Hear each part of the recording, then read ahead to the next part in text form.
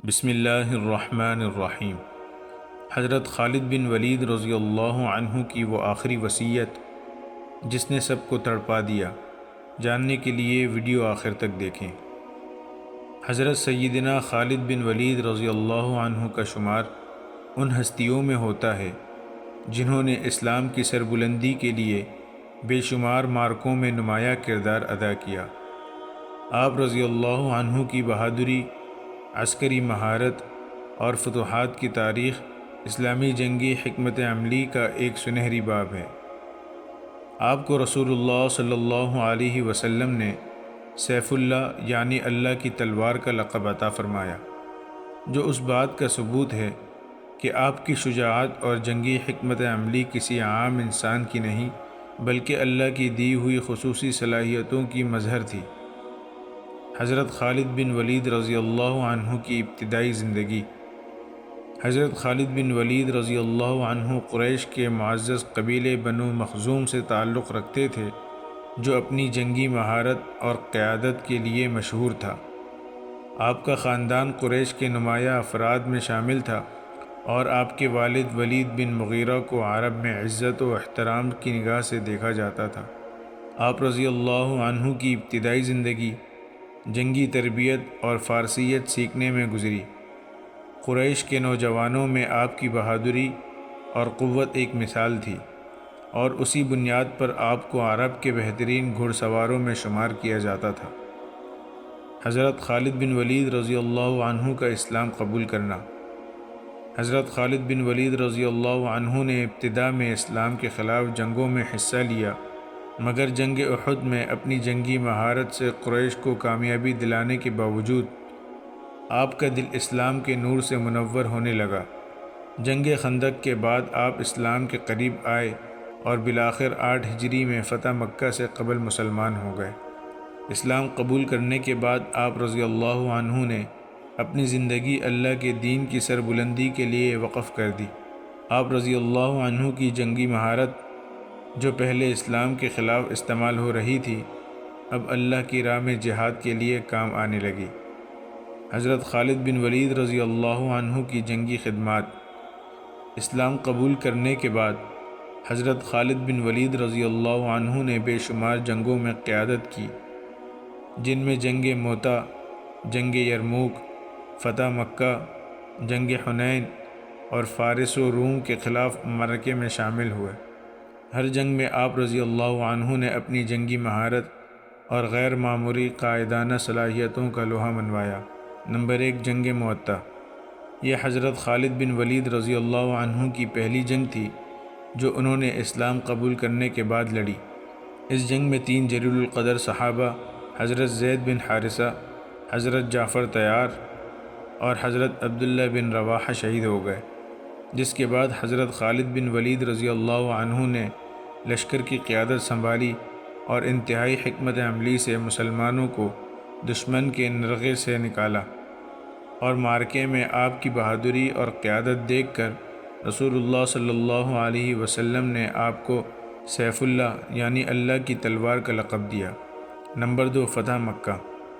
فتح مکے کے موقع پر حضرت خالد بن ولید رضی اللہ عنہ کو ایک خاص دستے کا سربراہ بنایا گیا، جسے جنوب کی طرف سے مکہ میں داخل ہونا تھا۔ آپ رضی اللہ عنہ نے اپنی حکمت عملی سے بغیر کسی بڑی جنگ کے مکہ کو فتح کیا۔ نمبر 3، جنگ یرموک۔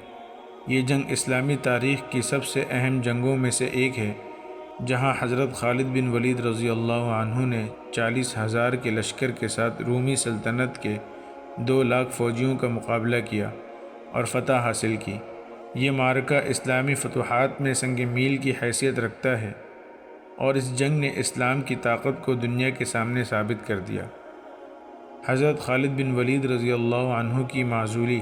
حضرت عمر بن خطاب رضی اللہ عنہ کے دور خلافت میں جب اسلامی سلطنت کا دائرہ وسیع ہو چکا تھا تو انہوں نے حضرت خالد بن ولید رضی اللہ عنہ کو سپہ سالاری سے معزول کر دیا۔ اس معزولی کی مختلف وجوہات بیان کی جاتی ہیں، مگر اصل وجہ یہ تھی کہ مسلمان حضرت خالد بن ولید رضی اللہ عنہ کی فتوحات کو ان کی شخصیت سے منسوب کرنے لگے تھے۔ جبکہ حضرت عمر رضی اللہ عنہ چاہتے تھے کہ لوگوں کا ایمان اللہ پر رہے، نہ کہ کسی فرد واحد پر۔ حضرت خالد بن ولید رضی اللہ عنہ نے اس فیصلے کو صبر و رضا کے ساتھ قبول کیا اور میدان جنگ میں ایک عام سپاہی کی حیثیت سے شرکت جاری رکھی۔ یہ آپ کے اخلاص اور عاجزی کی سب سے بڑی مثال ہے۔ حضرت خالد بن ولید رضی اللہ عنہ کی بیماری اور آخری ایام۔ اسلام کی بے شمار جنگوں میں کامیابی حاصل کرنے اور دشمنوں کے دلوں میں خوف بٹھانے والا یہ بہادر مجاہد جب اپنی زندگی کے آخری دنوں میں پہنچا تو وہ ایک عجیب کیفیت میں تھا۔ آپ رضی اللہ عنہ کو ایک سخت بیماری نے آ گھیرا، جس کی وجہ سے آپ بہت زیادہ کمزور ہو گئے۔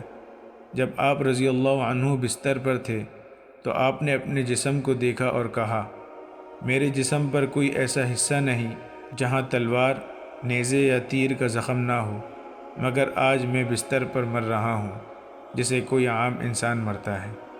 یہ الفاظ اس بات کی علامت تھے کہ آپ رضی اللہ عنہ ہمیشہ میدان جنگ میں شہادت کے متمنی تھے، مگر اللہ کی مشیت کچھ اور تھی۔ رمضان المبارک میں وصال۔ حضرت خالد بن ولید رضی اللہ عنہ کا وصال بعض تاریخی روایت کے مطابق رمضان المبارک میں ہوا۔ یہ مبارک مہینہ رحمت، مغفرت اور جہنم سے نجات کا ہے۔ ایک ایسے عظیم مجاہد جس نے ساری زندگی اللہ کی راہ میں جہاد کیا، اس مہینے میں دنیا سے رخصت ہونا ان کی عظمت اور اللہ کی خاص رحمت کی نشانی ہے۔